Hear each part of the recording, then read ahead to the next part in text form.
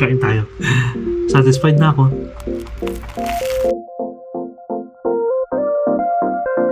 Grabe guys, ang daming gwapo talaga. Ito yung room natin guys, ganito kaliwanag. Ito yung gusto ko. Humid, grabe.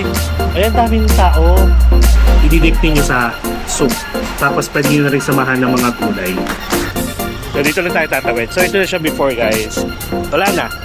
Pumangit na.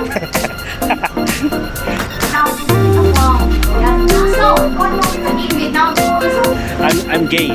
Okay, may bawal mo. May bawal mo.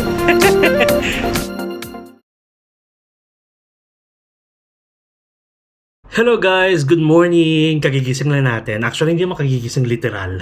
Pero, naligo na tayo. Nag-freshen up. And, so far, nakaano tayo? 5, 6, 7 hours na tulog. I'm so happy kasi naka-recharge tayo. And currently guys, it is 1:46 PM na. So, ang gagawin natin is kuha lang natin tong hotel ng maliwanag para at least makita natin kung ano yung itsura niya. Tapos hanap tayo ng pwedeng kainan at papakita ko sa inyo yung mga establishments or mga hotels na malapit dito. Okay? So anyway, ito yung room natin guys. Ganito kaliwanag. Ito yung gustong-gusto ko, natural light. At parang ang puti na mukha ko. White lady yarn. Ba't ganito? Sige, mawawala din naman yan sa pawis. Ay, nag-sunblock kasi ako. So guys, look at our view. Diba? Nakakatuwa. Tapos may nakikita ako guys, buncha.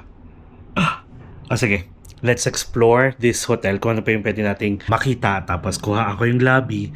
Ay, ang puti talaga. Going back, kuha natin to. Tapos kita-kits na tayo sa baba. Alright? Sagot-sagot. Okay, again. Guys, kita-kits tayo sa baba, ha?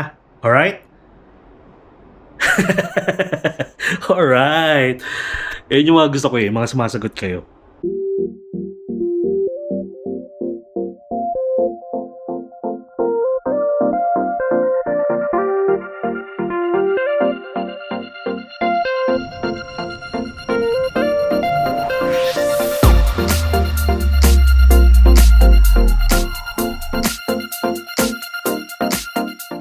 Alright guys, so nasa first floor na tayo. Meron pala ditong water dispenser kasi madilim tong area kagabi. So ito, sakto meron tayong tumbler palagi. Tapos may weighing scale sila for your luggage. And then, I guess, since may nakikita ko mga luggage dito, pwede mag-iwan kapag napaaga yung early, napaaga yung dating nyo dito, tapos hapon pa yung check-in niyo. Or, pag check-out na kayo, tapos gusto nyo pang gumala, pwede. May mga luggage dito, at saka dito. Tapos may toilet din sila dito. Nice. Humid. Grabe. Ayan, daming tao. So anyway guys, ito yung hotel natin. May mga tao sa reception kaya skip muna natin yung pagpakita ko sa inyo ng hotel. So anyway, ito siya sa malayo.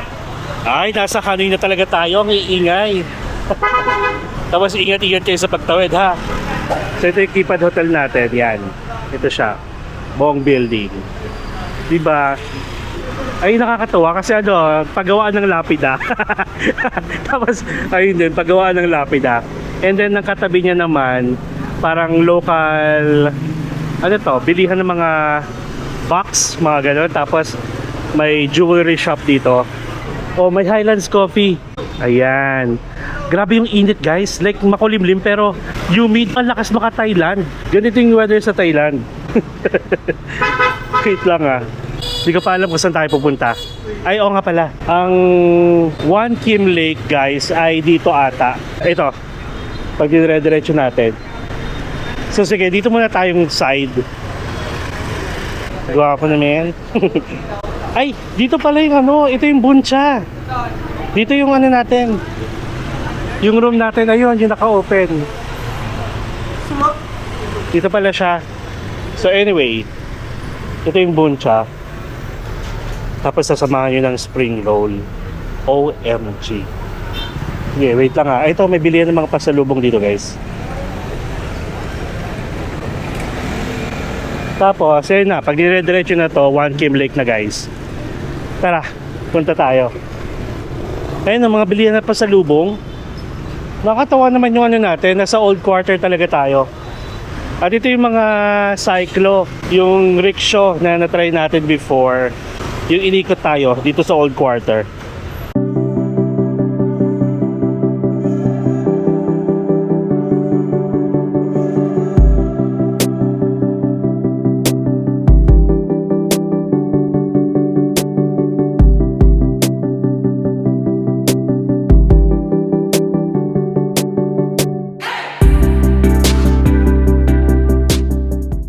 Alright guys, so nag-search ako sa Google Map ng best buncha kahit hindi siya Michelin.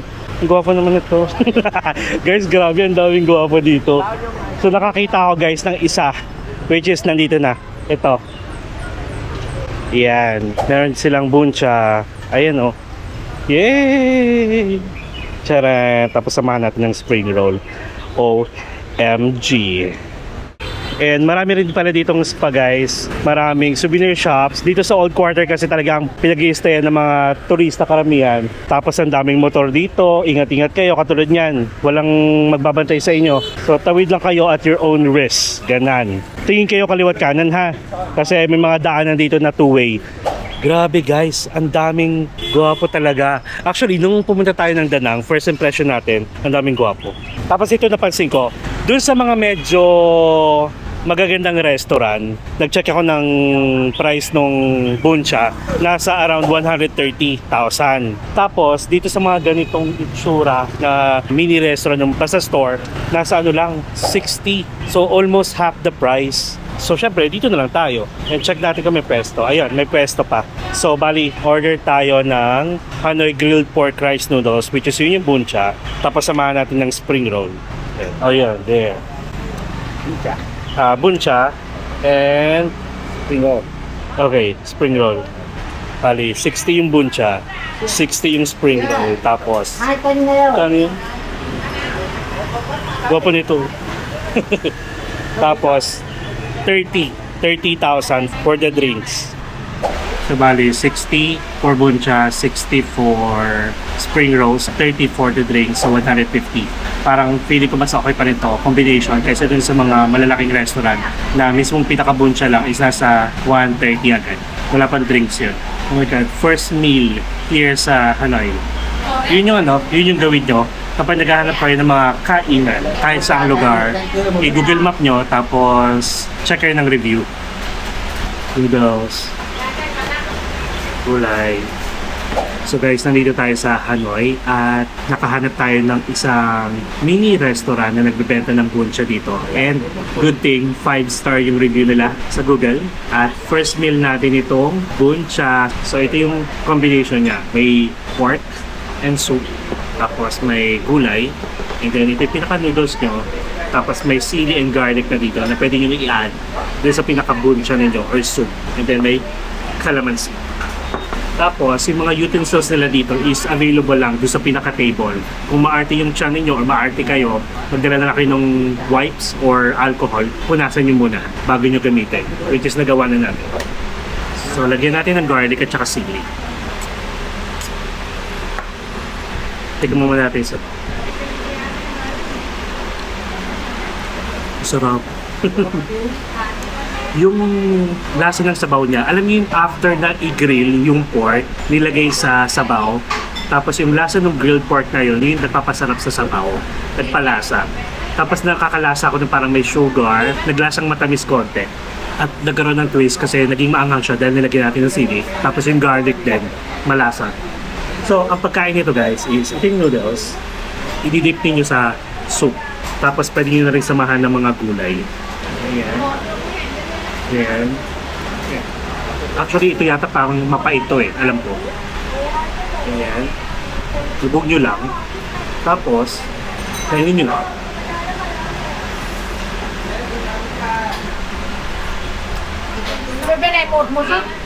Thank you. Spring roll guys. Guys, the best to. Buncha.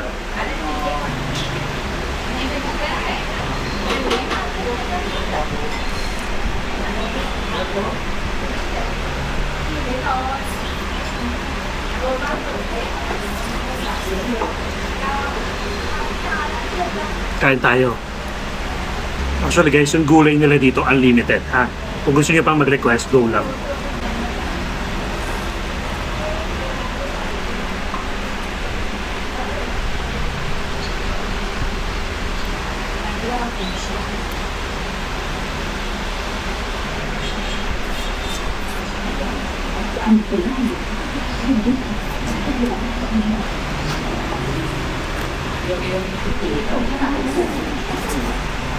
Tapos dito naman guys, hindi nyo kailangan ubusin yung noodles at saka yung gulay. Sarap nung anghang. Pero sa atin, naubos natin yung noodles. Sarap, grabe. Namiss ko. Tapos try na natin yung spring roll.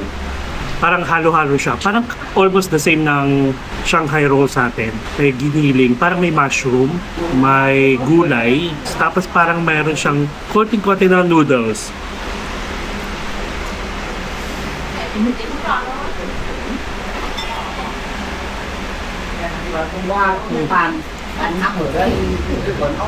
Nung nilubog ko siya sa soup, ang sarap. Nakakapag-experiment tayo, no?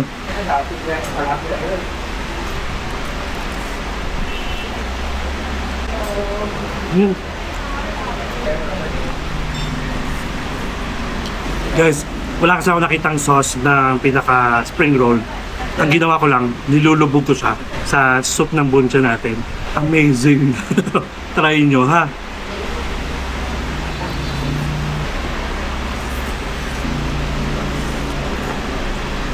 Actually guys, yung buncha good for 1. Tapos yung spring roll parang good for 2.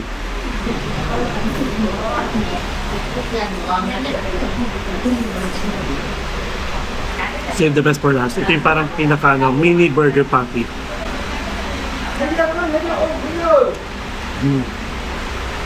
Parang nga siyang burger patty.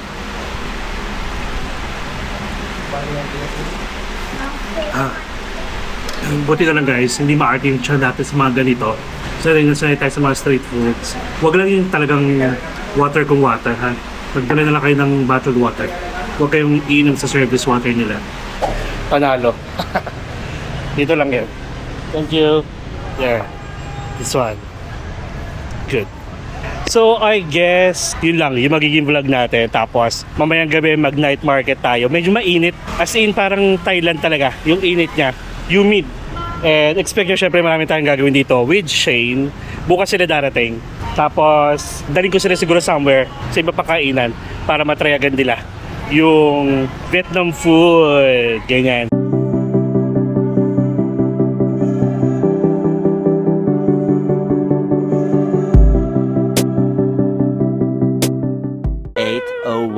PM. So this will be our first night ever. And syempre, when we say night, alam niyo na gagawin natin. So guys, pupunta tayo sa isang Hanoi night market dito. And meron din sila actually weekend night market. Kaso baka hindi natin maabutan dahil sa weekend, doon tayo pupunta ng Sapa. Check natin kung meron pa rin bang market dito o yung Hanoi Street Market kahit na hindi weekend.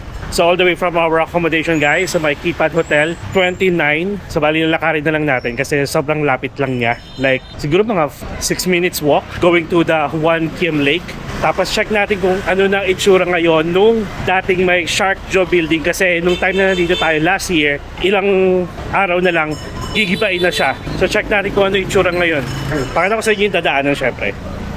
Ito, kung gusto nyo guys ma-experience to, yung cyclo, tanungin nyo na lang, iikot kayo sa buong old quarter guys. It is ano naman, a must experience kahit pa paano. Tapos syempre, kung ano yung nakikita natin sa umaga, like, di ba, kahit maaraw, ibang-iba yung mga itsura ng store. Pagdating sa gabi, kasi puro ilaw na makulay ang buhay. And in fairness, kanina, medyo humid yung feels. Tapos parang wala kahangin-hangin. Ngayon, gabi na, kahit pa paano mahangin na siya, wag lang sana ulan. So bali, dalawang intersection yung dadaanan natin bago yung mismong lake. So first intersection to, then meron pang isa. Tapos kumain tayo dito ng buncha. Dito yon. Check nyo na lang sa Google Map ha, kung may mga pupuntahan kayo. Napaka-reliable ng Google Map dito. And walang mga stoplight dito, yung mga tawiran. So ingat-ingat kayo. Katulad yan, hindi yan hihinto. Wala silang pakialam. Pakitaan ko kayo kung paano tumawid mala lokal dito sa Hanoi. Syempre maghintay kayo. Pero mas grabe guys sa Ho Chi Minh. As in, OA yung mga motor doon. Tapos usong-uso dito ang coffee shop. And syempre when you say Vietnam, nandyan yung egg coffee, salted coffee, caramel coffee, black coffee. Wait, ano yun? Ano yung in-order natin palagi? Oh my God, I forgot. Hala, yung palagi kong in-order sa Danang. So anyway, napatigil lang ako dito guys kasi may nakita akong GS25. Isa sa mga convenience store nila dito aside from Circle K. Tapos may Cafe 25 sa taas. Okay. Alright. So ito na guys, yung pangalawang intersection and ito na yung lake. So tawid na tayo dito. Ingat-ingat lang. Ayan. Sanay naman na tayo guys mag ganyan. Yung magtawid-tawid since nag-drive din naman tayo. From here, Hilera, may mga sombrero, may mga luggage, may mga bags. Pero ano to? Class A, ha? Ay si kuya, oh. Kuya nagtitinda. Mabubuhay talaga ako dito. Tapos dadami yung bashers natin. Kasi sasabihin na naman, kasi puro landi, puro harot. Ay ito, oh. O yung mga candies and chocolates guys, oh. Uy, ang dami. Pasalubong. Ayan. Okay. So ayan. Yung isa sa mga attraction dito, itong bridge na makulay na yan, yung kulay red. May oras lang kasi yan. Tapos may bayad. Or nakarating na ba tayo dyan? Tapos ito na yung lake, alam nyo ba? Kwento ko lang share ko lang. Nag-video ako last year dito. Tapos hindi ko na malayan, wala pala siyang harang. Alam nyo kung hindi ko napansin, malalaglag talaga kayo guys dito, oh. So, be careful ha. So, ang pinaka-highlight kasi dito guys sa all quarter is itong lake. Tapos, dito, banda, sa lake na to, napakadaming coffee shop na. Kahit natin nanggal yung pinaka-building before, na maraming coffee shop, marami pa rin naman. At uso rin dito guys, yung mga may sky bar. Yan, kung gusto nyo ng ibang view, meron din dito, hanap lang kayo. Tapos may Miniso, may Circle K. And ito na. Ay, may hop on, hop off dito. Ay, oo nga. Check lang natin. So, ito yung booth guys ng hop on, hop off na tinry natin before. Tapos ito siya, Hanoi City Tour. Tapos alam niyo ba, sa weather ngayon, di ba, kahit mahangin, ramdam mo pa rin yung init. Parang sarap mag-jogging. Sarap mag-jogging. Sige, sabi mo eh. So ito rin, meron din dito. Dating napakaraming tao dito guys. Ngayon wala na. Kumbaga parang namatay yung lugar na tutuloy. Naging daanan na siya. Tapos ito siya dati, yung Shark Jaw Building. Ito yon. Tapos alam ko ano yan eh, TV screen. So nakapatay lang din. Tapos ito pa pala, kung pupuntahan niyo yung St. Joseph Cathedral, ito lang yon. Napakalapit lang, 5 minutes walk. Tapos doon. And then yung pinakamalaking Uniqlo naman dito is nandun natin sa kabilang dulo ng lake na to. Kapisado ko pa, di ba? So dito lang tayo tatawid. So ito na siya before guys. Wala na. Pumangit na. So ayan, pakita ko muna sa inyo yung pinaka point of view. So ayan na siya. Tapos ito yung One Kim Lake. And then napapaligiran pa rin naman siya ng mga coffee shop guys. Pwede kayo dun no, sa taas. Yan, may HSBC rin dito guys. May KFC. KFC ata yan, yun sa taas. Pwede kayo dyan tambay habang nanonood ng mga sasakyan. Tapos coffee shop ata ito. And then yung kilalang coffee shop, itong Kong Coffee. May bagel dito. Tapos ito rin, pag inakyat nyo. Tapos ito, makukulay na restaurant. Yan, tapos pwede tayo dyan kaliwa. Dito tayo bumili dati ng banh mi. May nakikita kong banh mi. Pero dito muna tayo, yung night market. At mukhang wala siya guys. Mukhang weekend night market nga lang talaga. Ito yun eh oh. So parang ano nga talaga guys, parang after nyo ma-explore itong Hanoi, wala na akong masasuggest na pwedeng puntahan pa dito kundi umakyat kayo ng Sapa. Umunti tuloy lalo yung attractions, yung panghatak nila sa mga turista. Kaya yung iba talaga dumidiretso agad ng Sapa. So ito yung pinaka night market, pero wala sa gitna. Kumbaga nasa gilid lang siya kasi daanan. Pero before, last year nandito tayo. Siguro weekend night market yun. Sarado siya sa mga sasakyan. So pwede nating libutin to. Pero napapansin ko kasi parang puro ano, mga souvenirs. Eh naghahanap ako nung pagkain.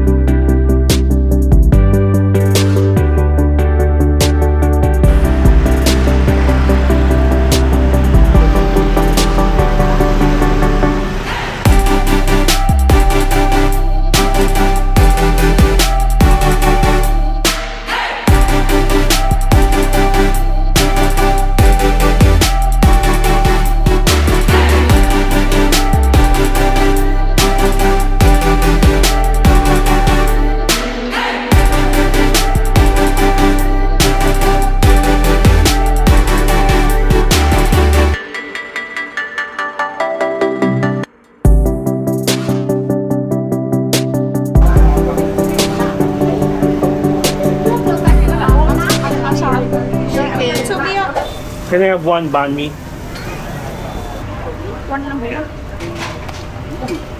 Alright guys, so since walang night market, I ended up dito sa isang banh mi store. First banh mi natin for the day. Kasi tapos na tayo magbuncha, di ba? So kinuha natin yung sandwich with egg and beef. So that's 50,000. At in fairness, niluluto dito guys, as in. Tapos siguro mag-cook tayo. And actually first time ko to na merong kasamang beef at saka egg. Grabe ang laki guys. Look. So first time ko to guys. Bali may gulay, tapos may egg at saka beef.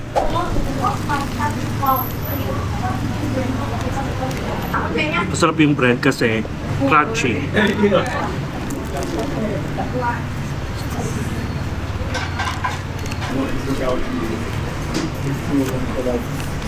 Mabigat siya sa tiyan. Pero okay siya. Hindi ko lang malasahan yung pinaka-liver spread na kung saan nasanay tayo sa banh mi. Dito, parang ang dami nangyayari. Halo-halo yung lasa. Sabi niya ate, nagtutour siya.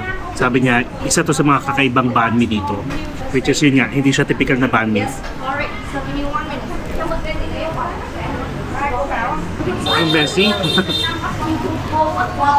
Yes, as soon as one over here, it out is really as well. Yes. So, one more we can eat it now. We're so Meron pala silang banh mi, yung pinaka-regular na banh mi. Sana pala yun yung in-order natin. Parang wala akong kakaibang malasahan dito. Para siyang bread na nilagyan ng egg, nilagyan ng gulay. So parang nawala yung pagka-local Vietnamese taste. Ganon. Pero hindi na ako aarte kasi mura lang to guys. 50,000. Uy.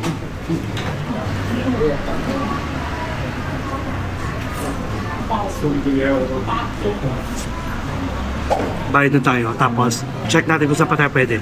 Medyo nakulangan ako sa sa banh mi na in-order ko. I mean, hindi siya yung banh mi na hinahanapan ko. So, bali ito yung order natin. Yung number 1. Tapos yung regular banh mi pala nila is yung number 3 na roasted chicken. So, yun. Ang hinahanap ko tuloy ngayon, yung Vietnamese pancake. Itong gwapo nito, oh. Kamotor. Sao mấy ông vừa này có một phòng Be, alis ka ba, be? Ay, Happy Meal. Kung sabit masa. I'm gay. Okay, label. Label, okay. Oh, good.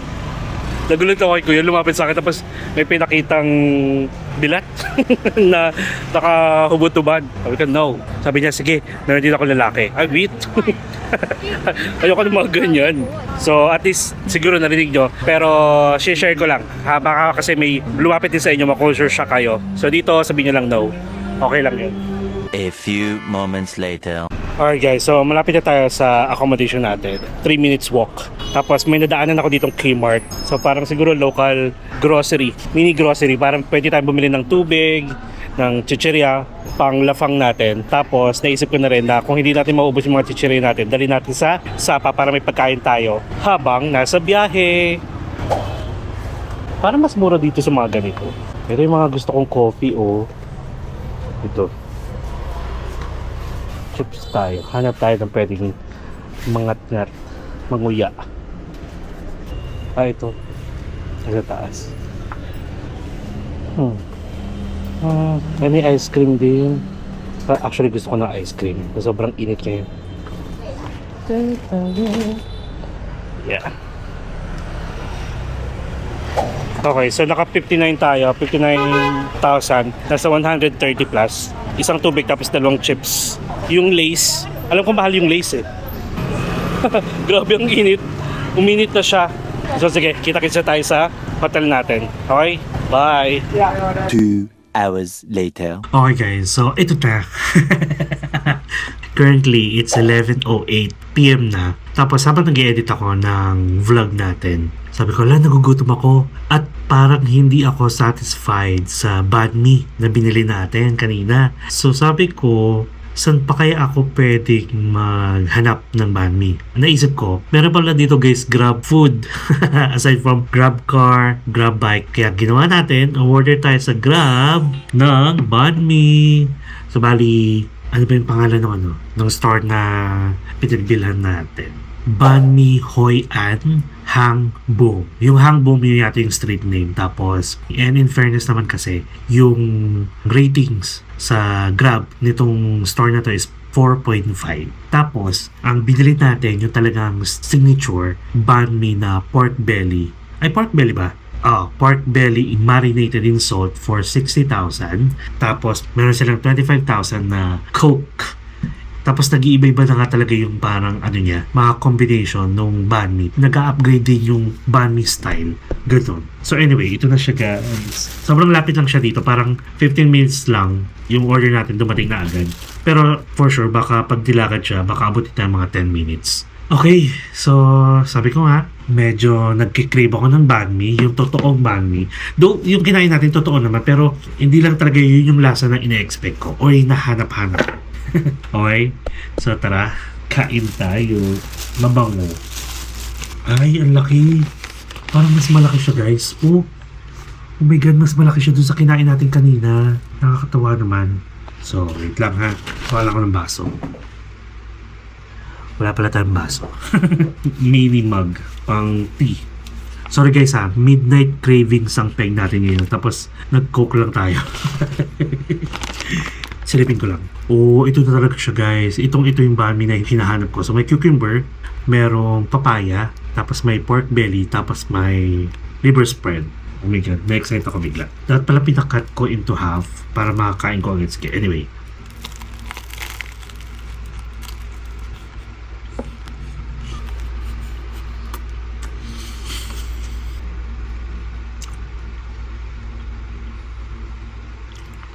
Thank you Lord.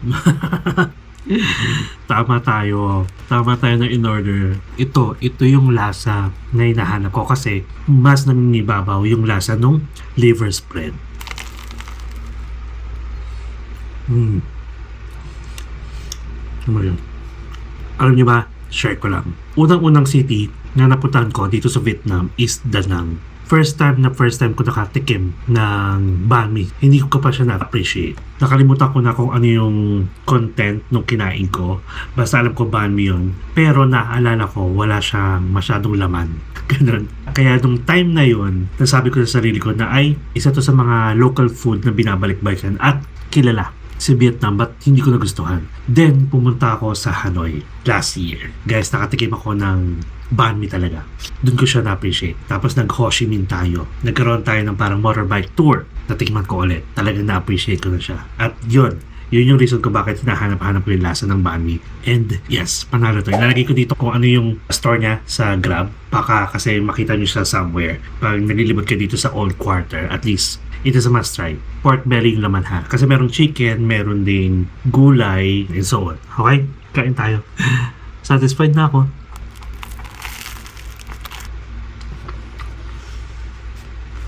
Ang sarap niya. Promise.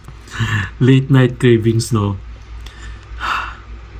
Ay, ito pa pala guys. Meron tayong mga ka-MP Natics na nainggit sa atin nung kumakain tayo ng buncha ng banh mi. So, nangyari, parang may alam silang Vietnamese restaurant na bagong open lang ata sa Makati. Siguro 2 or 3 grupo yon na nag-try. Pinapatry sa akin. Sobrang sarap daw.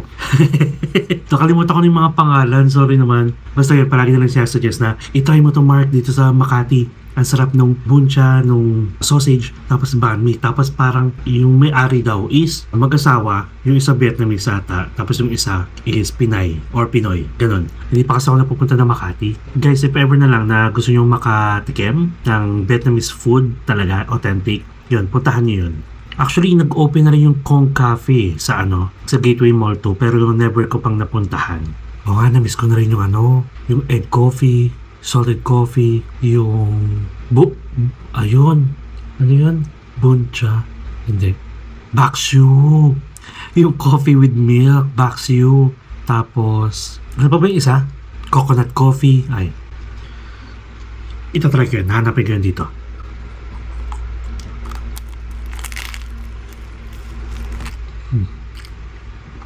The best to guys, promise. Actually, pwede siyang breakfast eh. And alam niyo ba, yung mga tao dito sa Hanoi, lalo na pag may trabaho, minsan, ang ginagawa nilang breakfast, like grab and go, bibili sila ng banh mi guys, tapos dinadala nila sa workplace nila. So, ito yung breakfast talaga nila.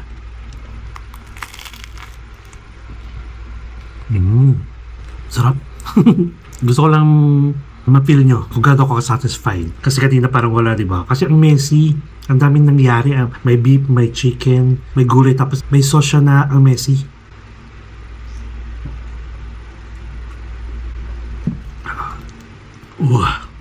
Sarap. Thank you, Lord. Tapos maganda dito, yung pinaka-sauce niya, halos hindi ko malasahan. Pero sabi kasi may sauce. So at least good siya na hindi niya na-overpower yung pinaka-lasa ng meat at saka ng gulay sa loob. Food vlogger. Ang crispy guys. Ang crispy nung tinapay. Tapos ang soft nung mga nasa loob. Panalo to. Total bill pala natin. Kasama na yung delivery fee. May discount si Grab. Nag-less siya. Parang winave niya yung delivery fee. So, nasa 87,000 itong dalawa. Isang Coke, isang banh mi. Tapos, binigyan ko na lang ng tip si Kuya. Ganito kasi ako guys. Share ko lang ha. Sorry naman kung mag-share ako. Hindi ako bragging. Gusto ko lang maano rin kayo, ma-inspire sa mga pagiging kind natin, lalo na sa mga bibigay ng service. So, ang ginagawa ko kasi guys, marami akong promo code, diba? Marami akong promo code sa mga transportation app. Applicable na rin siya sa mga food. Pag nagpapadeliver talaga ako, ina-apply ko yung promo code. Tapos, yun yung binibigay ko as a tip sa mga driver. Ganun ako guys. Kasi, syempre, alam ko naman na promo siya ni Grab or kahit anong transportation app pa yan or food service pa yan. Pero iba pa rin yung tip sa kanila na talaga. Ganun lang, wala na share ko lang. Kung may kaya naman kayo, like, hindi naman siya kawalan yung promo code, apply nyo, tapos bigay nyo lang sa tip. Kasi, ang hirap ng ngayon, buhay. And guys yung issue natin sa Pilipinas, yung fuel, about sa fuel, guys, ramdam na ramdam din dito. Like, ramdam dito, but not totally na nag-adjust yung Grab food, Grab delivery, Grab bike, Grab car. Hindi guys. Siguro, tumaas lang ng konti. Like, kunwari, dati, kapag mag-airport transfer tayo, nasa 350,000 lang. One way. Pero ngayon guys, as of April 2026, ang airport transfer na is nasa 400,000 na. 50,000 yung tinaas. Tapos, share ko lang din na bukas pupunta na dito sa Shane. And, hinire ko si Kuya Giang. Si Kuya Giang yung friend ni Kuya Tanlok. Kasi si Kuya Tanlok, nasa Danang, si Kuya Giang, siya nandito. So, bino ko siya for airport transfer para kay Shane. Tapos kukunin din namin na siya pag pabalik na kami ng airport. Kasi nauna ko kanina, tapos bukas sila Shane, and then pag pabalik na kami ng Pilipinas, sabay-sabay kami.